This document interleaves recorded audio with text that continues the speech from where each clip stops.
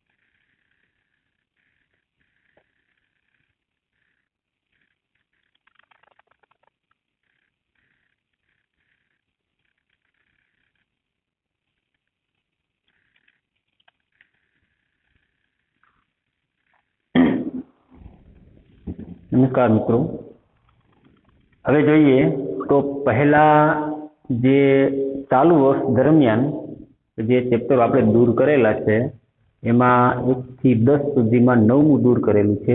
તો ક્રમશઃ આપણે જાળવીએ, એટલે કે અત્યાર સુધી 2નો આપણે અભ્યાસ કરેલો હતો. હવે ત્રીજું કાવ્ય છે સ્વસ્થ વૃત્તમ સમાચાર, એટલે કે સ્વસ્થનું આચરણ કરો. સ્વસ્થ એટલે નિરોગીપણું હોવું, તે શરીર સારું હોવું, તે એવું આચરણ કરવાનું છે. તો ઘણાને વળી પ્રશ્ન એ પણ થાય કે આપણું શરીર છે સારું રાખવા માટે ઘણા બધા રૂપિયાનો ખર્ચો કરવો પડે છે. નહીં, આ કાવ્યની અંદર એવું કીધેલું છે કે જે આપણું શરીર છે એ શરીરના સંદર્ભમાં આપણે મફતમાં જો રોજિંદા જીવનની અંદર જે આપણી જીવન પ્રક્રિયા થતી હોય છે મિત્રો, એ જો નિયમ મુજબ વિતાવવામાં આવે તો આપણને કોઈ તકલીફ પડતી નથી, એટલે કે આપણું જીવન સારું બને છે.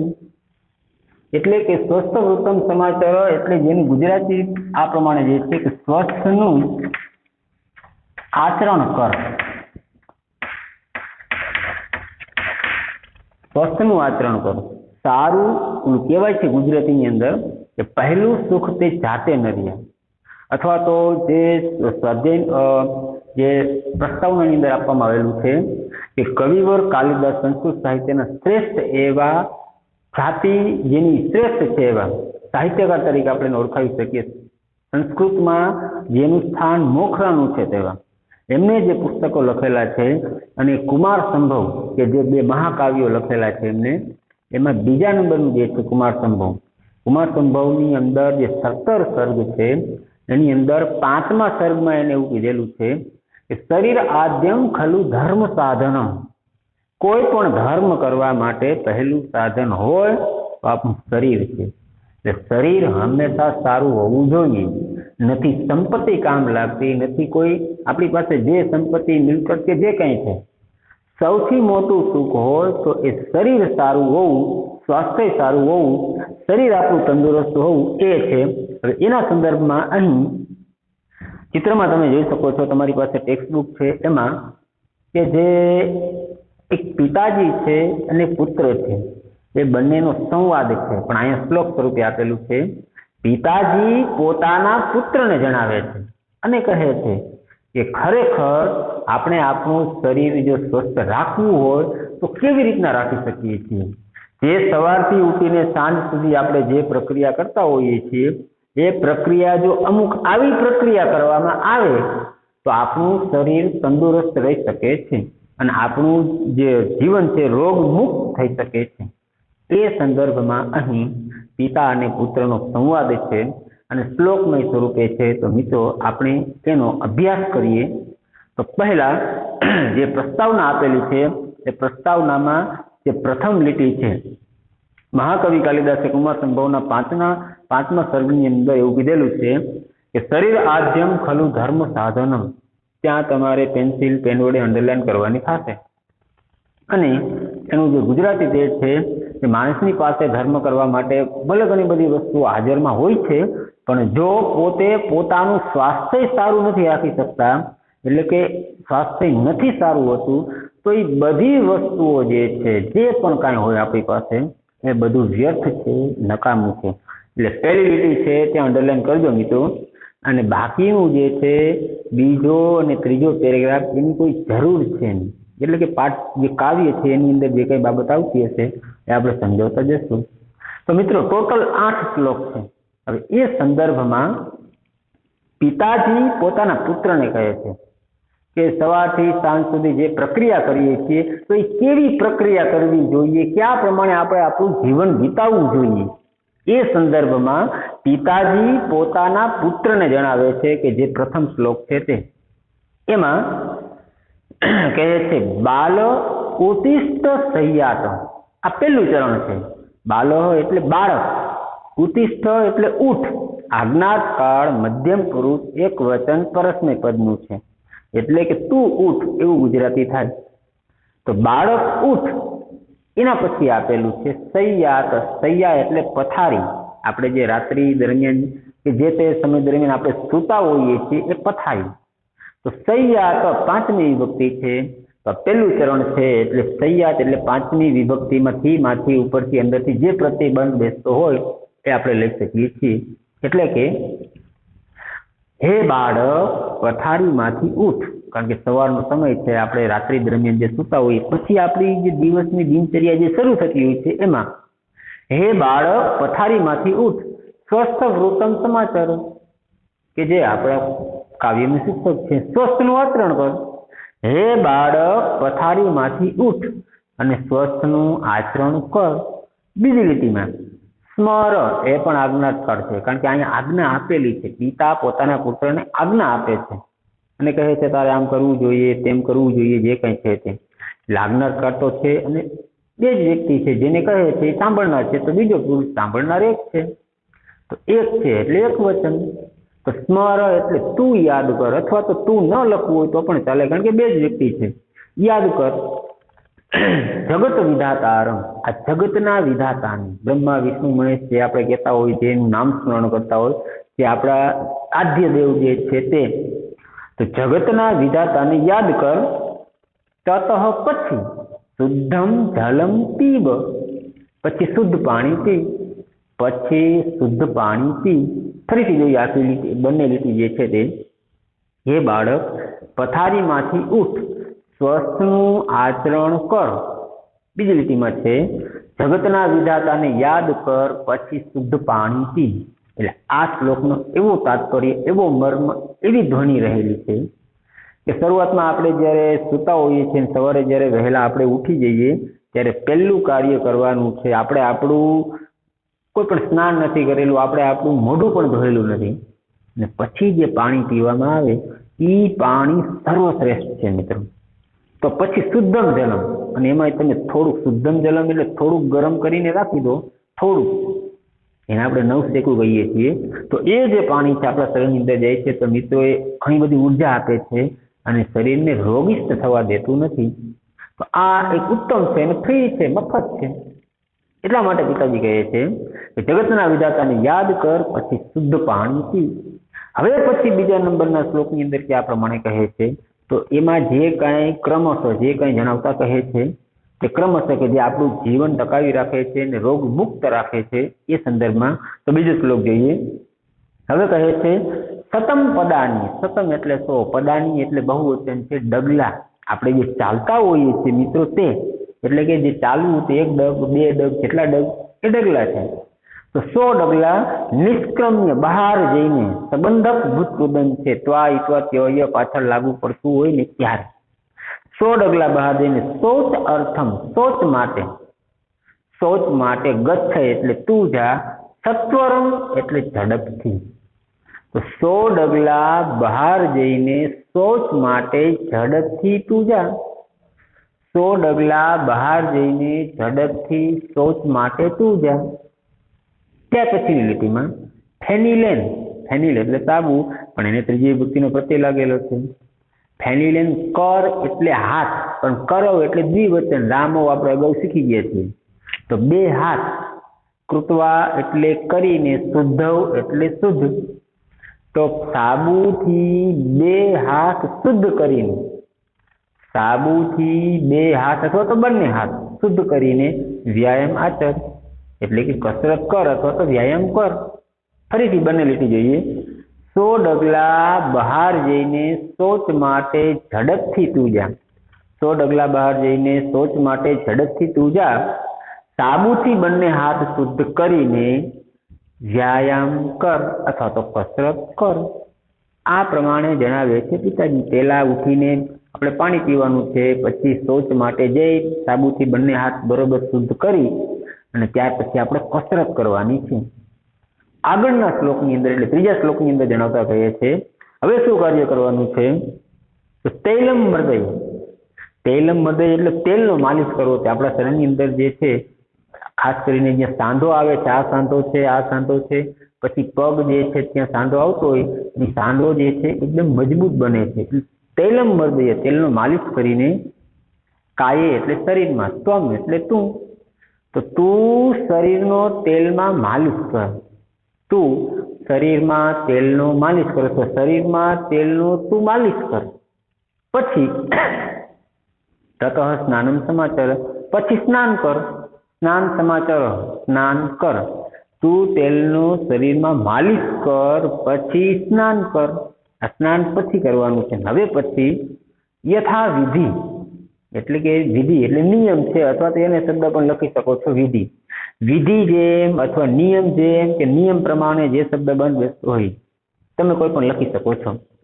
જલેન એવ પાણીથી જ, વિધિ પ્રમાણે પાણીથી જ, વસ્ત્રમ એટલે વસ્ત્ર અથવા કપડા, સ્વીયમ પોતાના, પ્રધાવય, ધાવય એટલે કે સાફ કરવું કે ધોવું, પ્રધાવય બરાબર સાફ કરવું અથવા બરાબર ધોવું. આખી લીટી જે છે, વિધિ પ્રમાણે પાણીથી જ પોતાના વસ્ત્રો બરાબર સાફ કર. વિધિ પ્રમાણે પાણીથી જ પોતાના વસ્ત્રો બરાબર સાફ કર. એટલે કે જે વસ્ત્રો મિત્રો આપણા છે એ વસ્ત્રો પાણીથી ધોવાના છે ને વિધિ નિયમ પ્રમાણે. નહીતર કપડું છે તૂટી પણ શકે, જેમાં કોઈ આમ નિયમ નથી, પણ કપડું તૂટીને એ પ્રમાણે. એટલે આ પ્રક્રિયા આપણે જાતે કરવાની છે. ફરીથી બંને લીટી જોઈએ. શરીરમાં તું તેલનો માલિશ કર, પછી સ્નાન કર. વિધિ પ્રમાણે પાણીથી પોતાના વસ્ત્રો બરોબર સાફ કર. આ ત્રીજા શ્લોકની અંદર કીધેલું છે. હવે પછીની જે પ્રક્રિયા છે, ચોથો શ્લોક કે જે હવે એની શરૂઆત થાય છે કે આ પ્રમાણે તે કાર્ય કરે છે, અથવા તો હવે એની આગળની પ્રક્રિયા શું કરવાની છે પિતા પોતાના પુત્રને જણાવે છે. કહે છે પૂર્વાભિમુખ. પૂર્વ એક દિશા છે, ઉત્તર, દક્ષિણ, પૂર્વ, પશ્ચિમ 4 દિશા છે, 4 ખૂણા છે. ઈશાન, અગ્નિ, નૈઋત્ય, વાયવ્ય. ઉપર આકાશ છે, નીચે ધરતી છે. એટલે મિત્રો શાસ્ત્રોની અંદર 10 દિશા કીધેલી છે, પણ અહીંયા આપણે એક દિશા જે છે પૂર્વ તરફ. પૂર્વ તરફ એટલે તમે જોઈ શકો છો કે જે દિશા તરફ સૂર્ય ઉગે છે તે પૂર્વ છે અને પશ્ચિમ તરફ તે અસ્ત થાય છે. તો હવે એ પૂર્વાભિમુખ, આસીન એટલે મુખ, તો પૂર્વ તરફ મુખ રાખીને કુરુ એટલે કર સંધ્યા વિધિ. સંધ્યા વિધિ એટલે સંધ્યાની વિધિ. સંધ્યા એટલે આમ તો જ્યારે સૂર્ય અસ્ત થતો હોય તેને સંધ્યા કહેવાય, પણ સૂર્ય જ્યારે ઉદય થતો હોય આ બંનેનો જે ગાળો છે ને પૂજા વિધિ માટે શ્રેષ્ઠ છે. કોઈ ખરાબ બપોરે મધ્યાહનનો સમય હોય, કોઈ એમ નહીં કે ચાલો અગરબત્તી કરવી છે, ધૂપ નિવેદ જે કંઈ જે છે તે, એ સવારનો અથવા તો સાંજનો સમય બેસ્ટ છે. તો એ પ્રમાણે કીધેલું છે કે સંધ્યા વિધિ એટલે સવારનો અથવા સાંજનો સમય આપણે અર્થ ગણવાનો છે. ગુજરાતી લખવાનું છે સંધ્યા વિધિ. ફરીથી જોઈએ તો પૂર્વ તરફ મુખ રાખીને સંધ્યા વિધિ કર. પૂર્વ તરફ મુખ રાખીને એટલે જે દિશા તરફ સૂર્ય ઉગે છે એના દર્શન કરીને એની પૂજા વિધિ અર્ચન જે કંઈ કરવાનું હોય છે તે તું કર. હવે પછી ઈ કાર્ય પૂર્ણ થઈ ગયા પછી તથા કીધેલું છે, તથા વંદસ્વ પિતરવ. વંદસ્વ એટલે વંદન કર. પિતરવ એટલે આપણે અગાઉ સમાસ ભણી ગયા છીએ, એક શેષ દ્વંદ્વ સમાસ. પિતરવ એટલે માતા અને પિતા માટે લાગુ પડે છે. તો વંદસ્વ એટલે વંદન કર, પિતરવ એટલે માતા પિતાને, તથા માતા પિતાને વંદન કર. એનાથી આગળ નિત્યમ એટલે હંમેશા, રોજ, કાયમ. પ્રાતઃ રાસમ સવારનો નાસ્તો, અસાનો એટલે ખા, ચ એટલે અને સવારનો નાસ્તો હંમેશા કર, અથવા અને હંમેશા સવારનો નાસ્તો કર, અને હંમેશા સવારનો નાસ્તો કર અથવા તો ખા. હવે જે છે બંને લીટી આપણે જોઈએ મિત્રો. તો પૂર્વ તરફ મુખ રાખીને સંધ્યા વિધિ કર તથા માતા પિતાને વંદન કર અને હંમેશા સવારનો નાસ્તો કર. હવે આ જે 4 શ્લોક છે એની અંદર કઈ કઈ બાબત છે? તો પહેલા ઉઠીને શુદ્ધ જલમ, શુદ્ધ પાણી પીવાનું છે, થોડું ગરમ પણ કરી શકો છો. ત્યાર પછી 100 ડગલા બહાર જઈને શુદ્ધ થઈ અને સાબુથી બંને હાથ શુદ્ધ કરીને કસરત કરવાની કીધેલી છે. ત્યાર પછી શરીરમાં તેલનો માલિશ કરવાનું, પછી જ સ્નાન કરવાનું છે અને પછી પોતાના કપડાં સાફ કરવાના છે, એટલે કે ધોવાના છે. ત્યાર પછી પૂર્વ તરફ મુખ રાખીને સંધ્યા વિધિ એટલે કે સૂર્યની કે જે કોઈ દેવી, આપણા દેવતા ઈષ્ટદેવ જે છે એની અર્ચના પૂજા કરવાની છે. પછી માતા પિતાને વંદન કરવાના છે અને પછી સવારનો નાસ્તો કરવાનો છે. હવે આપણી જીવનની જે પ્રક્રિયા છે, રોજિંદી જે જીવન છે એ આપણે કેવી રીતના જીવતા હોઈએ છીએ તે આપણે વિદ્યાર્થીમાં છીએ તો વિદ્યાર્થી સમય પ્રમાણે કયું કાર્ય હોવું જોઈએ? તો પિતા જણાવે છે પોતાના પુત્રને પેજ નંબર 11 ની અંદર, એમાં કહે છે પાઠશાલા સમમ મિત્રે. પાઠશાલા એટલે પાઠશાળા, મિત્રે એટલે મિત્રોની, સમ એટલે સાથે, તો કે ત્રીજી વિભક્તિ છે, થી તકી વડે આવે, પણ સહ સાર્ધમ સાકમ સમમ અલંકી ની વિહીન આવા ઘણા બધા શબ્દો છે, એની સાથે હંમેશા ત્રીજી વિભક્તિ આવે. આને વિશિષ્ટ વિભક્તિ કહેવાય અથવા તો ઉપપદ વિભક્તિ કહેવાય.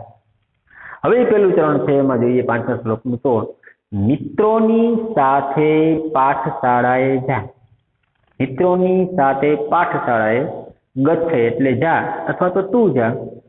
પાઠમ તથા પઠ, પાઠમ એટલે પાઠ, કે આપણે ભણવામાં ચેપ્ટર આવતા હોય છે તે, અથવા તો કોઈ પાઠ, આપણે જે પાઠ ભણીએ છીએ અત્યારે તે, કાવ્ય હોય તો ભલે, પાઠ હોય તો ભલે, ગણિત ચેપ્ટર હોય તો ભલે, જે કંઈ છે એને આપણે પાઠ તરીકે ઓળખીએ. તથા એટલે તથા, પઠ એટલે ભણ અથવા તો વાંચ. હવે આખી લીટી છે એ ગુજરાતી એનું આ પ્રમાણે થશે. મિત્રોની સાથે પાઠશાળાએ તું જા તથા પાઠ ભણ. એટલે તારે મિત્રોની સાથે સ્કૂલે જવાનું છે, ત્યાં જઈને તારે પાઠ ભણવાના છે. મિત્રોની સાથે પાઠશાળાએ તું જા તથા પાઠ ભણ. પછી એવમ સમાધિસત, આમ ઉપદેશ આપતા. પુત્રમ પુત્ર, તાત પિતા, પુત્ર હિતે પુત્રના હિતમાં રત એટલે રત. આમ પુત્રના હિતમાં રત પિતાએ પુત્રને સમાધિસત આદેશ આપ્યો. એવમ એટલે આમ, આમ પુત્ર હિતે રત એટલે પુત્રના હિતમાં રત. આમ પુત્રના હિતમાં રત પિતાએ પોતાના પુત્રને આદેશ આપ્યો, એટલે કે પોતાના પુત્રનું જ હિત ઈચ્છે છે એવા પિતાએ પોતાના પુત્રને આદેશ આપ્યો. કહે છે તું પોતાના મિત્રોની સાથે પાઠશાળાએ જા અને ત્યાં જઈને પાઠને ભણ અથવા તો વાંચ. પઠ એટલે ભણવું અથવા વાંચવું. ફરીથી એક વખત ભાષાંતર. મિત્રોની સાથે પાઠશાળાએ તું જા તથા પાઠને ભણ. આમ પુત્રના હિતમાં રત પિતાએ પુત્રને આદેશ આપ્યો.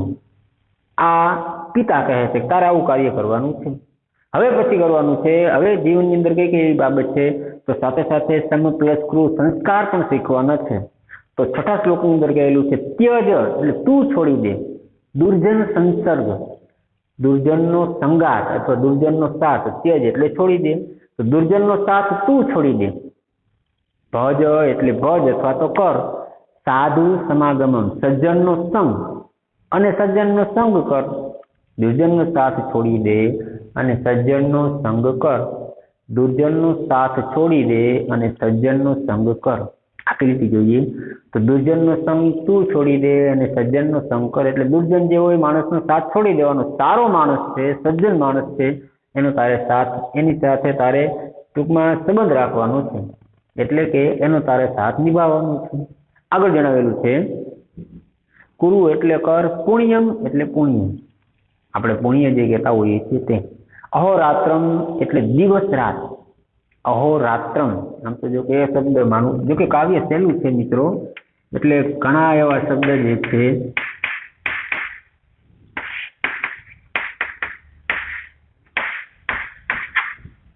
અહોરાત્રમ રાત દિવસ, આ શબ્દ છે અહ રાત્રમ. અહ એટલે દિવસ, રાત્રમ એટલે રાત. તો દિવસ રાત પુણ્ય કર. સ્મર નામ હરે સદા. સ્મર એટલે યાદ કર, નામ એટલે નામ, હરે એટલે હરિનું, સદા એટલે હંમેશા. હંમેશા હરિનું નામ સ્મરણ કર. આખી લીટી જોઈએ. દિવસ રાત પુણ્ય કર અને હંમેશા હરિનું નામ સ્મરણ કર. ત્યાર પછી આપેલું છે 7મા શ્લોકની અંદર. આમ તો જો કે બંને લીટી જોઈ લઈએ તો 6થો શ્લોક છે એનું ગુજરાતીમાં અનુવાદ. દુર્જનનો સંગ તું છોડી દે અને સજ્જનનો સંગ કર. દિવસ રાત પુણ્ય કર અને હંમેશા હરિનું નામ સ્મરણ કર. 7મો શ્લોક. પ્રવિચાર્ય ઉત્તરમ દેયમ.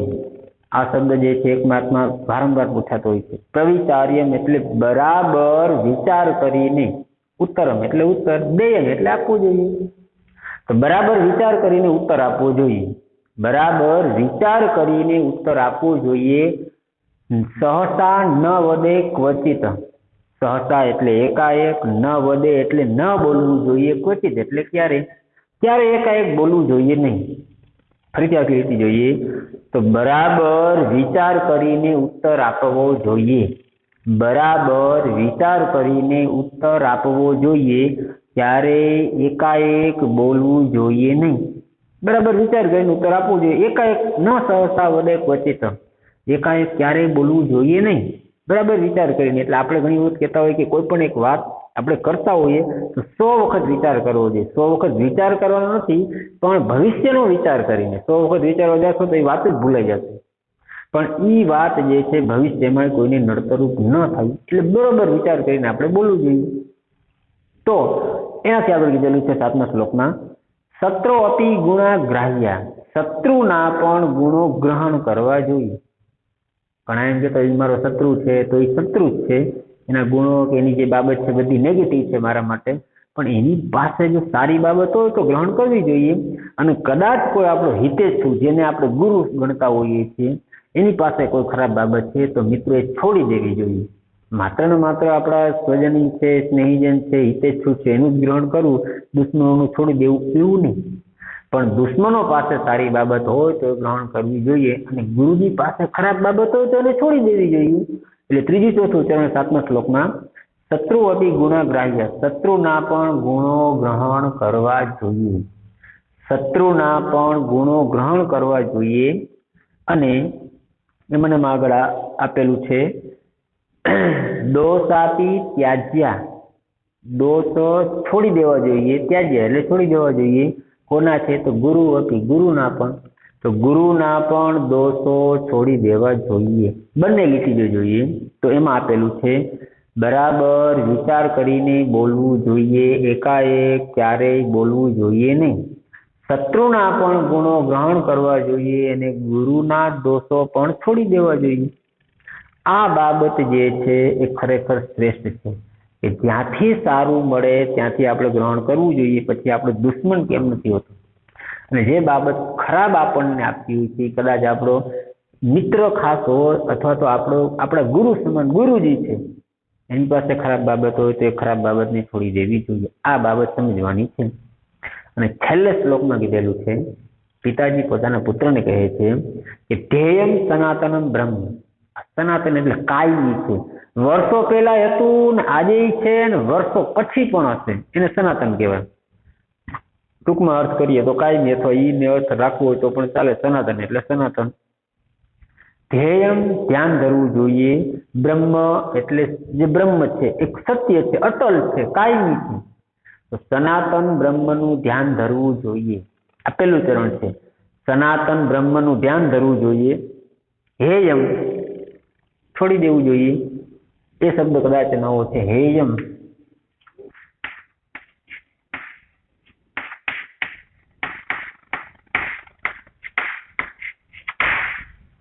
હેયમ એટલે છોડી દેવું. દુઃખમ અનાગતમ. દુઃખમ એટલે દુઃખ, અનાગતમ જો કે શબ્દ જૂનો છે અનાગતમ, આગતમ એટલે આવેલું, અને આ ન આવેલું અ છે એટલે વિરુદ્ધાર્થી થઈ જશે. અનાગતમ ન આવેલું, તો ન આવેલા દુઃખને છોડી દેવું જોઈએ. ફરીથી સનાતન બ્રહ્મનું ધ્યાન ધરવું જોઈએ, ન આવેલા દુઃખને છોડી દેવું જોઈએ. ત્યાર પછી બીજી લીટી છે કાયિકમ એટલે શરીરને લગતું, કાય એટલે શરીર, શરીરને લગતું સુખમ આદેશ, સુખ સ્વીકારવું જોઈએ. શરીરને લગતું સુખ સ્વીકારવું જોઈએ. વિધેયમ જન સેવનમ, અને લોકોની સેવા કરવી જોઈએ. વિધેયમ જન સેવનમ, લોકોની સેવા કરવી જોઈએ. વિધેયમ એટલે લોકોની, જન સેવનમ એટલે સેવા કરવી જોઈએ. ફરીથી સનાતન બ્રહ્મનું ધ્યાન ધરવું જોઈએ, ન આવેલા દુઃખને છોડી દેવું જોઈએ, અને શરીર સંબંધી સુખ સ્વીકારવું જોઈએ, અને લોકોની સેવા કરવી જોઈએ. વિધેયમ જન સેવનમ, લોકોની સેવા કરવી જોઈએ. હવે મિત્રો 8 શ્લોક છે ને એકદમ સરળ છે, અને માતૃભાષામાં અનુવાદમાં આપણને પૂછાય છે. સાથે સાથે પ્રશ્ન પણ નીકળી શકે છે, એમસીક્યુ પણ હોય છે, અને કોઈ ટૂંકનો જે છે તે, બાકી આમાંથી મોટો પ્રશ્ન નીકળી શકશે નહીં. જે છે તે ટેક્સ્ટબુકની અંદર આપેલું છે કે પદ્યના આધારે દિનચર્યાનું આલેખન કરો, એમાં આપેલું છે, પણ એ પૂછાય નહીં. જોકે આ જે શબ્દ પ્રશ્ન જે છે, કારણ કે દિનચર્યા દરેકની અલગ અલગ હોય છે, પણ પદ્યના આધારે હોય મિત્રો તો આ તમે લખી શકો છો. કે શરૂઆતમાં ઉઠીને આપણે શુદ્ધમ જગતના વિધાતાને યાદ કરી, શુદ્ધ પાણી પીવાનું, પછી 100 ડગલા બહાર જઈને ઝડપથી જવાનું છે, સાબુથી બંને હાથ શુદ્ધ કરી વ્યાયામ કરવાનો છે, પછી માલિશ કરવાનો છે, ત્યાર પછી સ્નાન કરવાનું છે, પછી પોતાના કપડાં બરાબર સાફ કરવાના છે, પછી પૂર્વ તરફ મુખ રાખીને સંધ્યાવિધિ કરવાનું છે, પછી માતા પિતાને વંદન કરી અને પછી સવારનો નાસ્તો કર્યા, પછી પોતાના મિત્રોની સાથે સ્કૂલે જવાનું છે, એટલે કે શાળાએ જવાનું છે એમ. અને ત્યાર પછી હંમેશા દિવસ રાત આપણે પુણ્ય કરવાનું છે, અને બરાબર વિચાર કરીને આપણે બોલવું જોઈએ. ક્યારેય એકાએક બોલવું જોઈએ નહીં. હંમેશા દુર્જનનો સંગ છોડી દેવો જોઈએ, સજ્જનનો સાથ આપવો જોઈએ, અને સનાતન બ્રહ્મનું ધ્યાન ધરવું જોઈએ. ન આવેલા દુઃખને કાયમ માટે છોડી દેવું જોઈએ, અને શરીરનું પણ વિચારવું જોઈએ, સાથે સાથે લોકોની સેવા પણ કરવી જોઈએ. તો આ એનો જવાબ છે. પણ જો માત્ર એમ કીધું હોય કે દિનચર્યાનું આલેખન કરો, પદ્યના આધારે કીધું હોય તો આ જવાબ છે. બાકી તમારા બધાના જવાબ અલગ અલગ થાય, કારણ કે દરેકની દિનચર્યા અલગ અલગ છે. પણ પદ્યના આધારે હોય તો મિત્રો આ છે. બાકી જે છે ભાષાંતર માટે ખાસ છે. પણ મિત્રો આ જે કાવ્ય છે એના સંદર્ભમાં હવે આપણે એક 3 માર્કમાં જે છે કે અનુસ્વાર,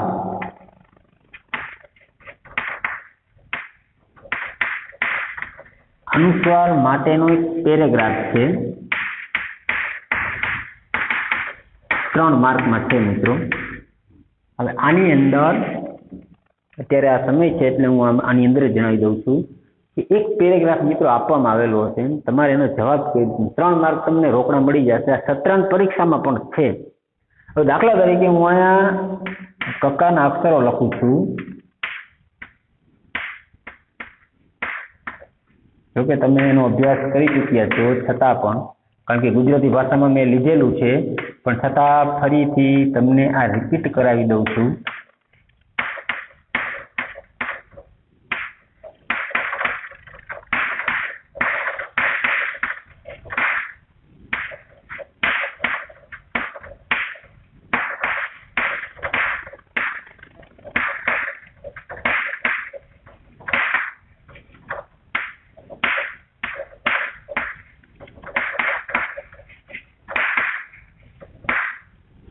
મિત્રો આજે બધા જ અનુસ્વાર છે, એટલે કદાચ કોઈ રહી ગયા હોય તો તમારે ગણી લેવાના થશે.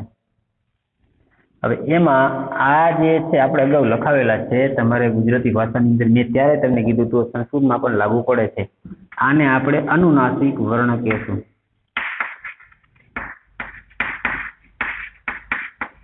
અનુનાસિક વર્ણ છે. અંગ ય ણ ન મ, તો કે 14 મહેશ્વર સૂત્રના સંદર્ભમાં કે જે છે આ પ્રમાણે 14 મહેશ્વર સૂત્રને યાદ રાખવાની જરૂર નથી, છતાં એક વખત તમને જણાવી દઉં છું, યાદ રાખવાની કોઈ જરૂર નથી. અય ઉણ રુક એવોંગ એવો હય વરટ લણી મંગળનમ જભન્ય ઘટ દસ જબ ગોળ દસ કપટાવ કપય સસસ્તર હળ. આ જે 14 મહેશ્વર સૂત્ર છે એમાંના જે છે આ અનુનાસિક વર્ણ કહેવાય. અંગજનનમ એમાં આવી જ જાય છે. તો આ જે 5 વર્ણ છે, હવે આપણને પરીક્ષાની અંદર પેરેગ્રાફ કેવો પૂછાય છે. તો પહેલા આપણે જોવાનું છે પેલા અનુસ્વારવાળા શબ્દો લઈએ તો દાખલા તરીકે આ ગુજરાતી શબ્દ છે પણ આપણે આને સંસ્કૃત બનાવી દીધો. દાખલા તરીકે આ શબ્દ છે, દાખલા તરીકે આ શબ્દ છે, દાખલા તરીકે. હવે મિત્રો તમે જોઈ શકો છો ત્રણે ત્રણ શબ્દો એવા છે કે જે શબ્દો અનુસ્વાર વાળા છે. હવે આપણે મિત્રો જોવાનું છે કે અનુસ્વાર પછીનો અક્ષર કયો છે, અનુસ્વાર વાળો નહીં, અનુસ્વાર પછીનો અક્ષર અંડરલાઈન કરું છું. પ છે, અહીંયા ઠ છે, અહીંયા ગ છે, અનુસ્વાર પછીનો. હવે આપણે પરીક્ષાની અંદર જે પેરેગ્રાફ આપવામાં આવેલો છે 3 માર્કમાં પૂછાય છે એમાં આવા કોઈ પણ અનુસ્વાર વાળા શબ્દો હશે તો એ અનુસ્વાર વાળા શબ્દો અનુસ્વાર જેની પર લાગેલો છે એના પછીનો અક્ષર જોવાનો છે. એના પછીનો અક્ષર એટલે પ ઠ ન ગ. હવે આપણે આ કોઠા તરફ જવાનું છે તો ઈ પ ક્યાં આવે છે? આપણે જોઈ શકીએ છીએ કે આ પ છે, આ પહેલામાં પ અહીંયા આવે છે. એનો અનુનાસિક કયો છે? મ. અહીં રાઈટ કરું છું તો ઈ અનુસ્વારની જગ્યાએ લખવાનો છે એટલે કે કેવો? આ બધા ખોડા છે, અડધા છે, જોડા અક્ષર છે.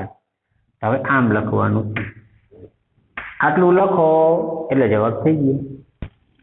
હવે અનુસ્વાર પછીનો અક્ષર ઠ, તો ઠ અહીંયા આપેલો છે, એનો અનુનાસિક કયો થાય? અણ.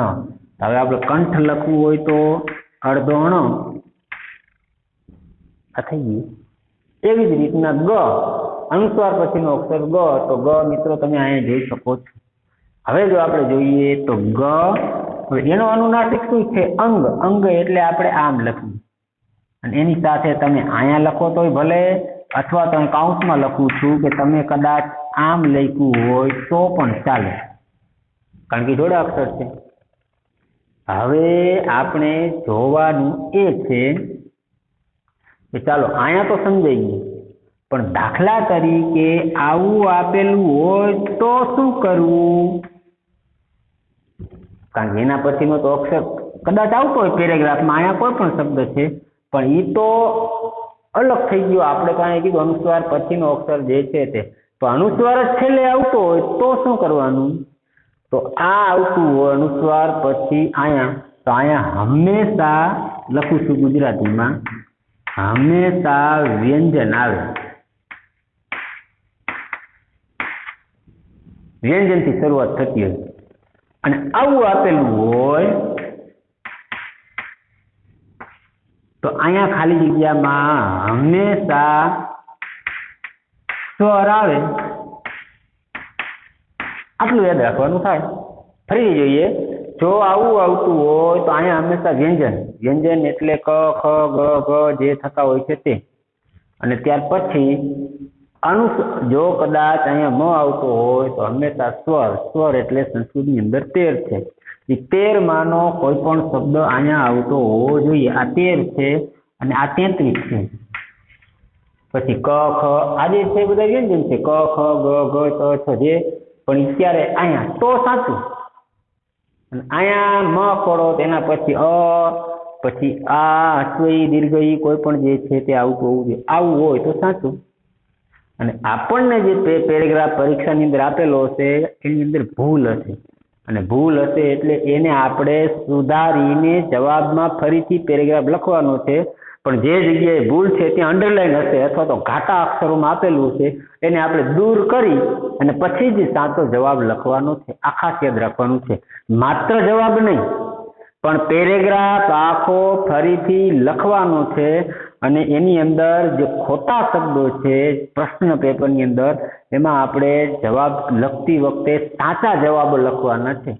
માત્ર જવાબો નહીં, આખો પેરેગ્રાફ લખવાનો છે અને એની નીચે અંડરલાઈન જે કંઈ છે તે કરવાની થશે.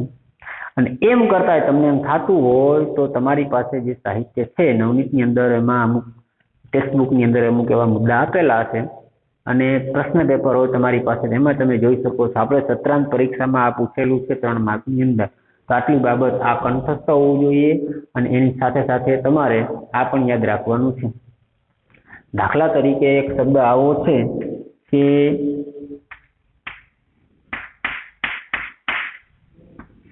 અહીંયા જે છે ને સ્વર છે, આપણે લખી જ નાખીએ. ચાલો બાકીનો જે પેરેગ્રાફ છે તે હવે અહીંયા તમને અંડરલાઈન કરેલી હોય. દાખલા તરીકે આ પ્રશ્ન પેપર છે. હવે પ્રશ્ન પેપરમાં તમારે ધ્યાન એ રાખવાનું છે, આ પ્રશ્ન પેપર છે તો તમારે ધ્યાન એ જ રાખવાનું છે કે અહીંયા ભૂલ હશે, આપણે જવાબ લખવાનો છે ને સુધારીને લખવાનો છે. તો હવે એમાં કેવી રીતના થશે? હવે આપણે જવાબ લખીએ છીએ તો હવે આપણે અનુસ્વાર પછી અક્ષર તો છે જ, કયો છે? થ. તો થ ક્યાં આવે છે? આ રહ્યો. એનો અનુનાસિક કયો છે? ન. ન છે તો પેલા ગ્રહ તો લખવાનો થાય, અનુસ્વારનો અડધો ન થઈ ગયો. હવે આપણે થા, પછી ગા અને ર, હવે આ જ આપણું થઈ ગયું છે. પણ હવે જોવાનું એ છે કે અનુસ્વાર અહીંયા આવી ગયો, એના પછી તો અક્ષર છે નહીં. પણ એના પછી આપણે કીધું કે હંમેશા અનુસ્વાર પછી હંમેશા વ્યંજન આવે અને મ ખોડો એના પછી હંમેશા સ્વર આવે. આ સાચું છે. તો અનુસ્વાર પછી હંમેશા શું આવવું જોઈએ? હંમેશા વ્યંજન આવતું હોવું જોઈએ. તો અહીંયા અ છે એ શું છે? સ્વર. તો હવે એવું કરવા માટે આપણે અનુસ્વારનો કરી નાખવાનો મ. આ ફેરફાર નહીં, આ તો અંડરલાઈન વગરનો જ છે ને, આપણે ફેરફાર અહીં કરવાનો છે. બાકીનું જે છે તે એમને મૂકી દેવાનું અને અહીંયા આપણે અંડરલાઈન કરવાની થાય. આ પ્રશ્ન છે અને આ જવાબ છે. પછી આવા જેટલા શબ્દો હોય 3 થી 4 શબ્દો હશે ને 3 માર્કમાં છે, કંઈ છે નહીં. આટલો કોઠો તમને કંઠસ્થ હશે એટલે એનો જવાબ તમને ચોક્કસ મળી જશે. આવું આવતું હોય તો કોઈ પ્રશ્ન નથી, આવું આવતું હોય તો પણ નથી, પણ આવું આવે તો પ્રશ્ન થાય. તો અનુસ્વાર આવે એના પછી કોઈ પણ વર્ણ ન હોય, અલગથી છે નવો વર્ણ, એના પછી હંમેશા વ્યંજન આવે અને જે અહીંયા સ્વર હોય આની જેમ આ સ્વર છે તો આ ભૂલ છે, તો આપણે સુધારીને, અને અહીંયા કદાચ વ્યંજન હોય તો એને ર ને અનુસ્વાર જ રાખવાનો થાય. દાખલા તરીકે આવું આપેલું હોય,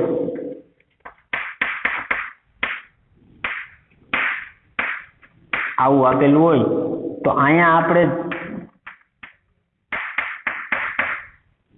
અનુસ્વાર જ રાખવાનો. શું કામ? કે અનુસ્વાર પછી શું છે? અનુસ્વાર પછી વ્યંજન છે તો એ તો હોવું જ જોઈએ, તો એ પ્રમાણે રાખવાનું. અનુસ્વાર પછી હંમેશા વ્યંજન આવતો હોવો જોઈએ, મ પછી હંમેશા સ્વર આવતો હોવો જોઈએ, અને ત્યાર પછી અનુસ્વાર પછી અક્ષર જે છે એનો આપણે અનુનાસિક લેવાનો. આટલી નિયમ વ્યાખ્યા સમજૂતી લખાવતો નથી કંઈ, આટલું યાદ રાખો એટલે સરળતાથી સમજાઈ જશે. હવે મિત્રો આ કાવ્ય જે છે એના તમારે પ્રશ્નો લખવાના છે, ભાષાંતર પણ લખવાનું છે અને સાથે સાથે આનો મુહાવરો કરવાનો છે. આટલું થઈ ગયા પછી એટલે કે પાકી બુકની અંદર તમારે વ્યાકરણ જે છે અલગ છે. આ વ્યાકરણનો ભાગ અત્યારે નથી, પછી જે છે તે અત્યારે તમારે પાકી બુકની અંદર આમાં જ લખવાનું છે, આ કાવ્યની અંદર જ લખવાનું છે. કે પહેલા તમે ભાષાંતર લખ્યું હોય, પછી તમે આ લખ્યું હોય તો ભલે, અથવા તો સ્વાધ્યાય લખ્યું હોય તો ભલે, પણ ત્રીજા કાવ્યની અંદર આટલું લખવાનું છે, સમજવા માટે છે. આ ઉદાહરણ છે એના પુસ્તક છે, જે કે ગુજરાતીમાં ચલાવી દીધું છે અને ત્યારે મેં તમને વાત કરેલી છે કે આ પ્રમાણે થશે, એટલે કે સંસ્કૃતની અંદર આ પ્રમાણે પૂછાશે. હવે જો મિત્રો જોવા જઈએ તો આના 3 માર્ક છે એ સંદર્ભમાં આનો પરીક્ષાની અંદર તમારે સમાવેશ થશે. મુહાવરા માટે તમારી પાસે જે છે તે તમે જોઈ શકો છો. તો અત્યાર સુધી અહીંયા આપણે આટલું રાખીએ અને બાકીનું જે છે તે નેક્સ્ટ આપણે મળીશું. ત્યાં સુધી આભાર.